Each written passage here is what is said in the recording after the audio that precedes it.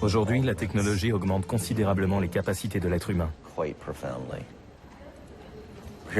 Ici, nous créons des systèmes robotiques portatifs pour améliorer les êtres humains sur le plan physique.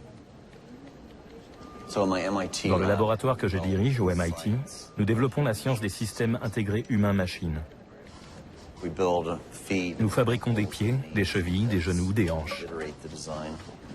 Après de multiples essais, nous parvenons à créer des systèmes qui peuvent imiter parfaitement la plupart des mouvements biologiques naturels.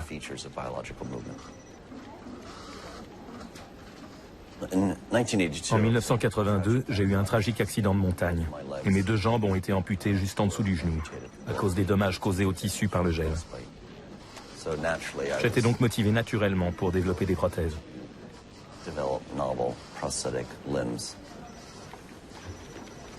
Ce que vous voyez ici est une prothèse bionique. Le mécanisme contient 5 ordinateurs intégrés, des microprocesseurs et 12 capteurs. À l'intérieur, on a un dispositif qui imite le muscle et le tendon actionneur. Quand je monte un escalier, j'ai plus de puissance musculaire. Et quand je descends, ça amortit. Le système s'adapte assez bien à tous les terrains. Je dirige aussi une société qui s'appelle iWalk. Sa mission est de commercialiser nos prothèses pour qu'elles puissent être utilisées à travers le monde.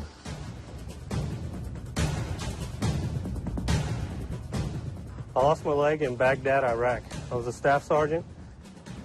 I'm Justin, and I walk.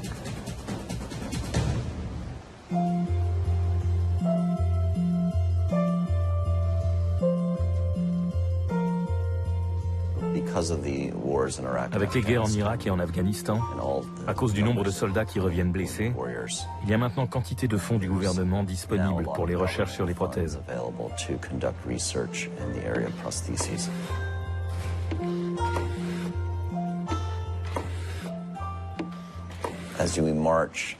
Au cours de la prochaine décennie, on va voir apparaître des interfaces extrêmes avec le corps humain. Comme par exemple de minuscules dispositifs électroniques implantés dans le corps qui pourront se connecter directement au système nerveux.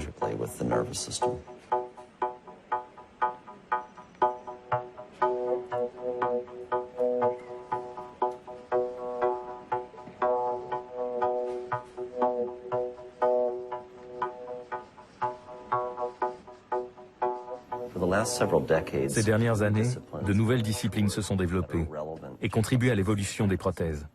La robotique, l'ingénierie des tissus, des machines capables d'apprendre. Et nous allons pouvoir les intégrer pour faire naître l'âge de la bionique.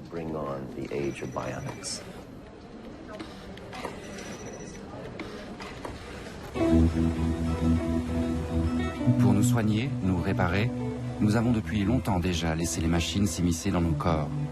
Et jusqu'à fusionner aujourd'hui avec nos organes et nos sens. Nous serions donc sur le point d'entrer dans une ère bionique, faisant naître un nouveau genre humain, mi-homme, mi-machine, les cyborgs. Mais pour quel changement?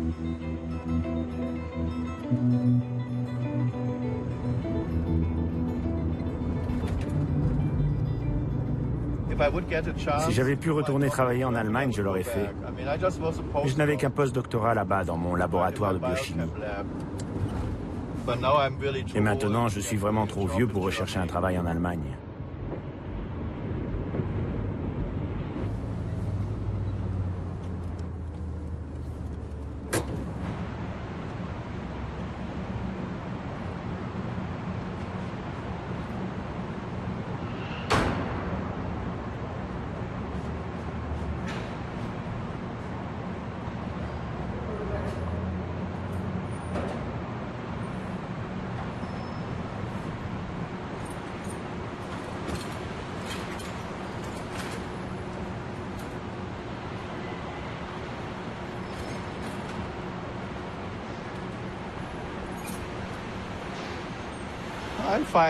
Moi, ça va.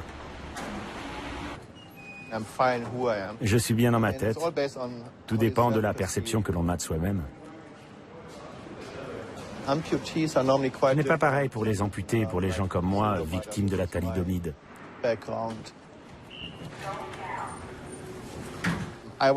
J'ai toujours été comme ça. Alors je n'ai pas eu l'obsession de vouloir avoir des jambes. En fait, j'ai porté des prothèses quand je faisais mon doctorat, parce que je ne pouvais pas utiliser une chaise roulante dans le laboratoire. Ce n'est qu'un outil. Les jambes ne sont qu'un outil pour moi, comme la chaise roulante que j'utilise pour me rendre d'un endroit à un autre. Ça ne définit en rien mon identité.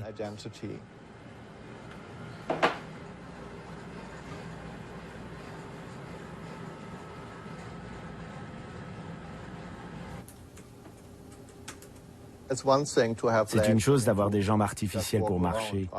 L'enjeu change complètement s'il s'agit de les perfectionner suffisamment pour retourner sur le champ de bataille. Là, on entre dans autre chose et progressivement, on voit des soldats qui veulent non seulement être réparés pour se réintégrer dans la société, mais qui désirent de plus en plus retrouver les capacités d'exercer leur métier. À partir de ce moment-là, on risque de voir de plus en plus d'améliorations de l'humain fondées sur ce genre d'exigences. En 2009, j'ai contribué à un rapport du Parlement européen sur l'augmentation des capacités humaines, dans lequel on mentionne beaucoup d'applications destinées aux soldats. Les militaires sont bien sûr prioritaires pour recevoir toutes sortes de gadgets afin d'augmenter leur capacité au combat.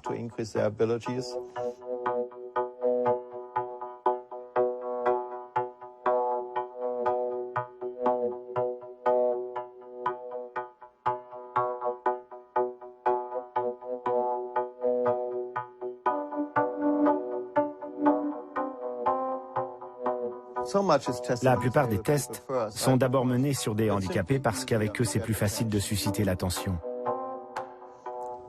Mais dès que ce genre de technologie devient disponible, elle est utilisée pour autre chose. Pas mal de gens, par exemple les golfeurs professionnels, se font opérer des yeux au laser pour avoir la vision plus que parfaite. Je pense que dès qu'on pourra s'augmenter sans chirurgie, on devrait voir émerger un marché de masse pour toutes sortes de gadgets.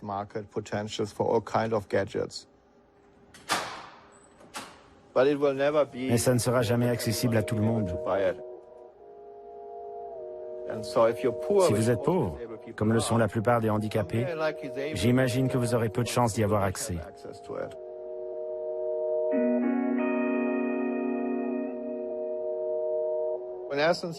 En résumé, nos corps sont le dernier bastion du consumérisme. Ils sont donc destinés à être sans cesse améliorés. Qu'est-ce qu'on fait si tout d'un coup les handicapés deviennent plus performants que nous? Est-ce qu'on doit à nouveau les surpasser? Nous entrons donc dans une course sans fin avec des gens qui améliorent leur corps dès qu'il y a une nouveauté technologique disponible.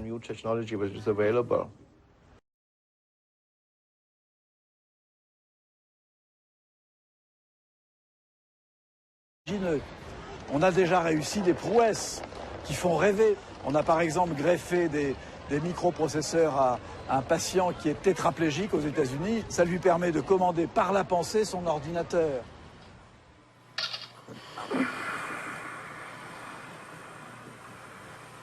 That's the best circle I can do. Now I'm going to exit. You ever moved an object just by thinking about it? I have. By Christmas, many more Americans will know what it feels like to levitate an object without even touching it.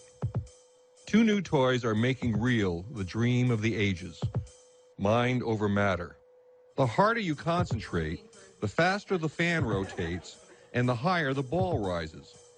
Lose your concentration, and the ball drops to the bottom. Level 1. I suspect, like my editors, many people will be completely weirded out by this mind over matter technology, and I don't blame them. Yikes! This fall, it will go on sale for a little more than $100.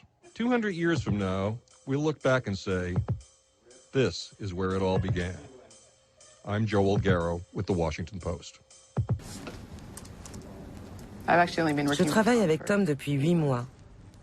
Je fais un doctorat en apprentissage robotique sur l'utilisation du machine learning dans l'analyse de la compréhension du langage. En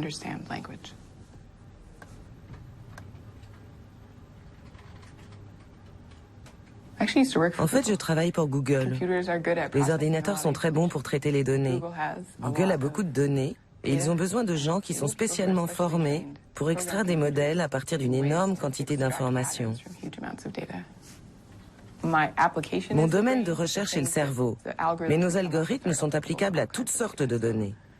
Google veut savoir quels sont les courriers électroniques qui vous intéressent le plus pour qu'il puisse vous aider à les voir en premier. Ça, c'est du machine learning. Après, il y a le côté délirant. Ça serait vraiment génial de pouvoir commander mon téléphone portable avec la pensée. C'est un peu bête de devoir encore taper sur un clavier alors qu'il suffirait de penser. Pour le moment, j'en rigole, mais qui sait? Je ne connais pas très bien Intel, mais dans les idées auxquelles ils songent pour le long terme, il y a l'interface cerveau-ordinateur. Je me demande si mes enfants auront envie de se faire implanter. Je leur répondrai non, tu auras un implant téléphone portable quand tu seras grand. How you doing, Justin? Are you ready to get started? For the task you'll be doing today, you will see a word and a picture on the screen. Think about the object. Here we go.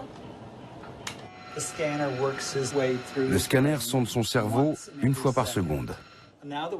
Maintenant qu'on a collecté les images du cerveau de Justin au moment où il pensait ces mots, on va demander à l'algorithme de l'ordinateur de traiter les données d'imagerie cérébrale enregistrées pour deviner à quel mot il pensait. Il sait que ça doit être un des 8 mots, mais il ne sait pas lequel. My first guess is chisel. My first guess is hammer. All right, it's doing pretty well so far. My first guess is bee. All right. So 7 out of 8. Yeah, it's really, truly a first. Pretty cool. Nous sommes en train de découvrir le système de codage du cerveau. Et ce concept digne de la science-fiction va continuer à progresser. Nous allons avoir de plus en plus de connaissances permettant de comprendre comment fonctionne notre esprit.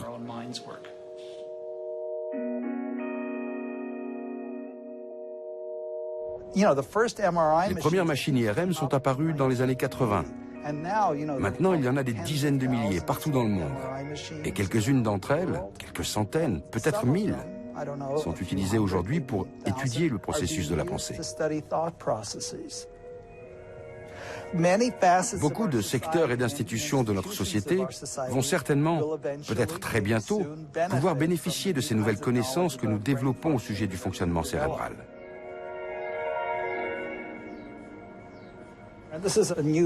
Là, c'est une nouvelle étude en cours.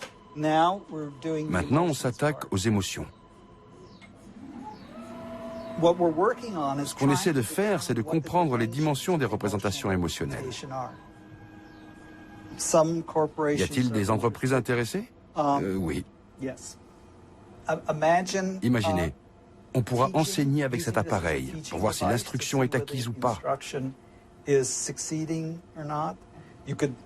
On pourra aussi l'utiliser pour de la recherche marketing ou pour des sites de rencontres. C'est l'avenir. On pourra utiliser cette connaissance des gens et de leurs capacités pour rendre la vie meilleure dans le monde, ou pire.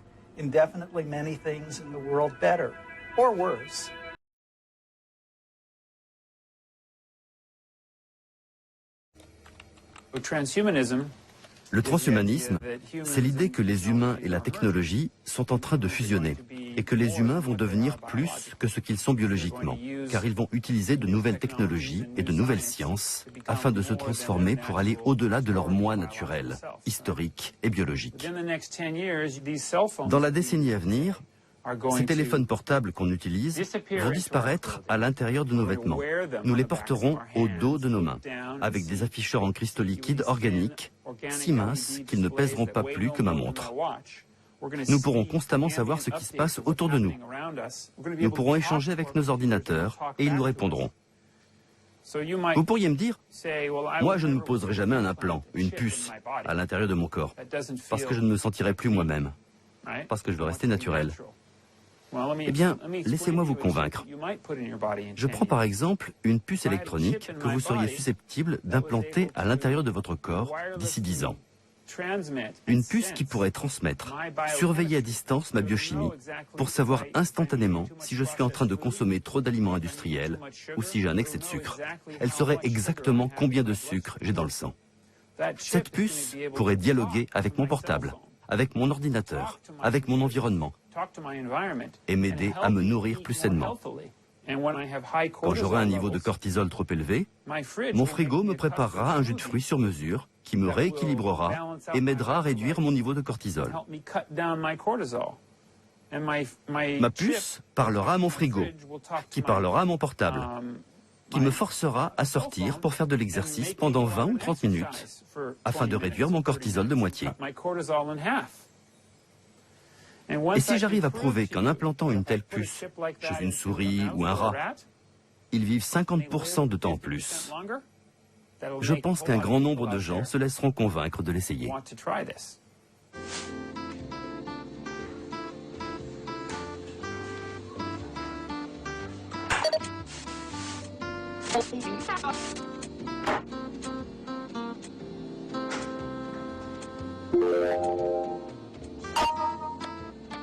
Cup of tea. Fill a kettle with 2 hot plates, 1 Fiji tips tea bag in a clean mug.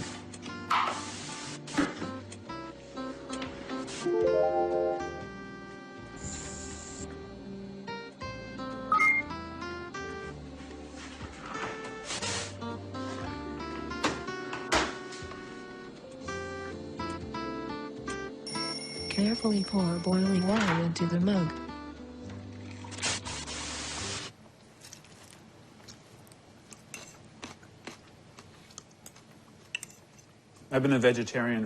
Je suis végétarien depuis 10 ans et je fais beaucoup d'exercices. À votre avis, j'ai quel âge? J'adore le faire deviner aux gens. J'ai 50 ans. J'en aurai 51 le mois prochain.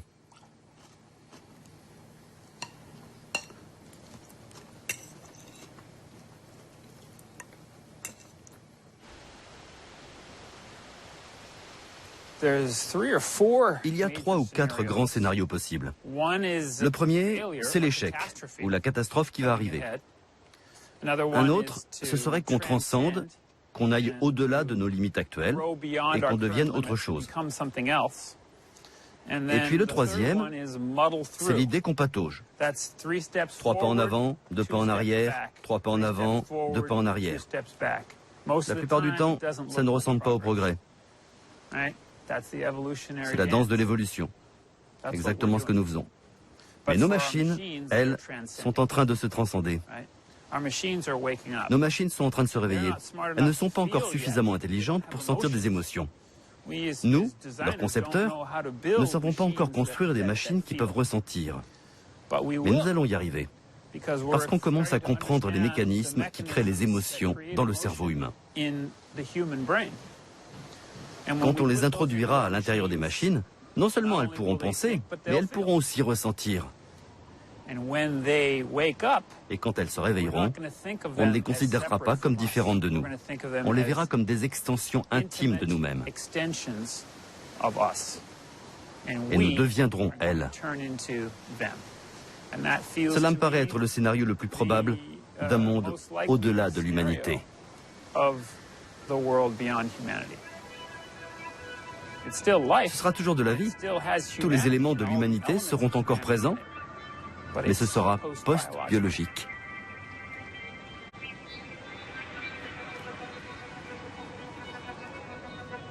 Dans les 50 prochaines années, les machines vont s'éveiller, comme des bébés. Et si vous vous souvenez quel moment génial a été cet éveil dans votre vie, vous conviendrez que c'est un merveilleux scénario.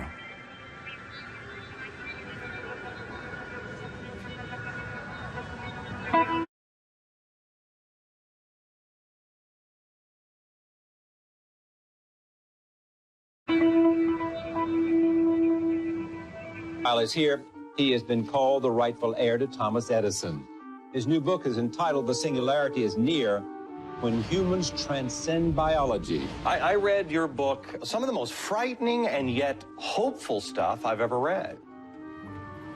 Ray Kurzweil is a pioneer in the field of artificial intelligence. He's an award-winning scientist and engineer, a millionaire. Bill Gates has called him the best in the world at predicting the future.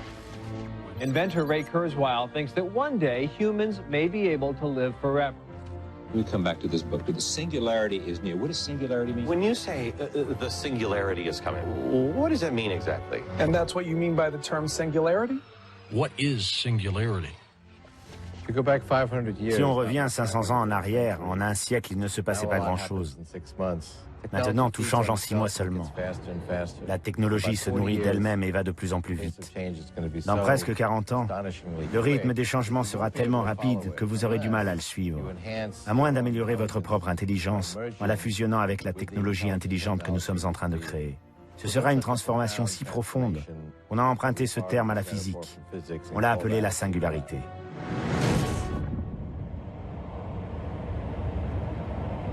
Turn right, then turn left. C'est en Californie, au sud de San Francisco et en plein cœur de la Silicon Valley, que Ray Kurzweil a décidé de fonder l'Université de la Singularité il y a 4 ans. Avec l'Université de la Singularité est de trouver les élèves les plus intelligents au monde, les meilleurs cadres dirigeants, d'accroître leurs possibilités par la technologie, en se concentrant sur la façon de l'utiliser pour résoudre les grands problèmes du monde.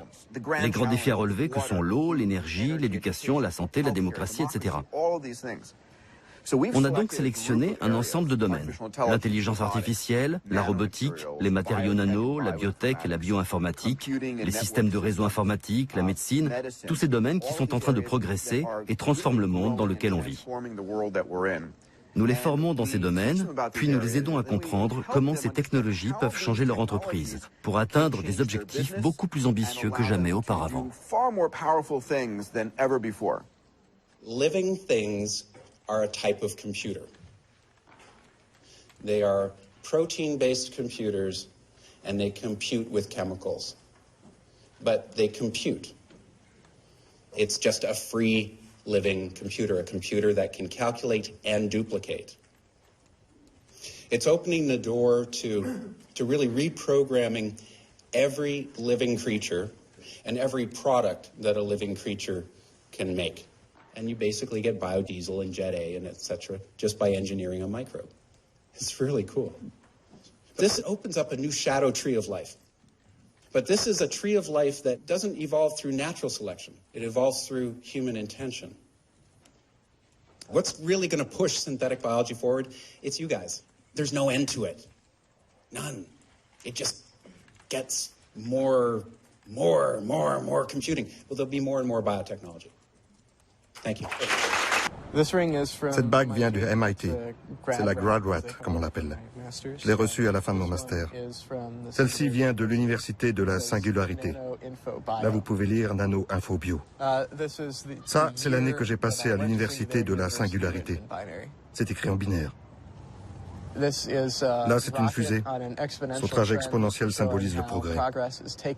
Elle décolle avec l'inscription 10 puissance 9 qui se réfère à la mission de l'Université de la Singularité. Avoir un effet positif sur 1 milliard d'individus.